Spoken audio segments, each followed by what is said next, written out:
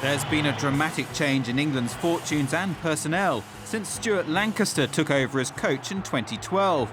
Only 6 of their players at Twickenham last weekend played in the corresponding fixture 2 years ago, when memories of England's wretched World Cup campaign in New Zealand were still painfully fresh.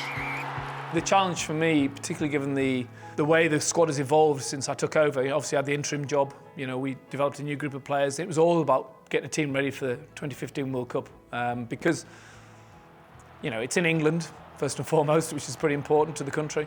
I wanted to give the team the best chance to be ready, but equally I knew that we had to win in the here and now as well. So as a consequence, we've had to take bold steps in terms of selection and blood players who perhaps wouldn't have had opportunities otherwise, because we recognise they're the ones who could be ready for us in 2015. So the good thing for us is that we've done that, we've gone through that process, we're now developing that experience, we're hoping we're going to win more games, and then 2015 should lead to 2019, and for us the cycle should remain, because the group of players we've got an average age of 24, so they should easily make a second World Cup.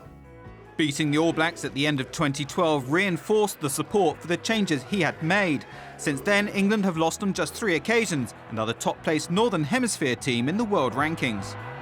The benchmark, if you like, and my philosophy is that you get your culture right first, and because if you don't get that bit right, it might appear fine, but then under pressure of results or intensity of scrutiny or competition, then it quickly falls apart. So it's a bit like in pre-season at a club, everyone thinks everything's great and no one's ever selected the team, or you've not won or lost a game and everything suddenly then falls apart. So you get your culture right first, and I think in order to get your culture right, you've got to have the right people in the team to start with, who are open-minded, want to help improve the team, are selfless, and will always put the team's interests ahead of their own. England have won just one Six Nations title in the past decade. But for their coach, whatever the outcome this weekend, there are more important things to consider than mere rugby matters. Managing the club-country relationship, managing the demands of the media, managing the players, and so many different relationships. But I guess the hardest part of the job is on your family, really. They're the ones who probably suffer it the most. You're away from home a lot because you're in camp.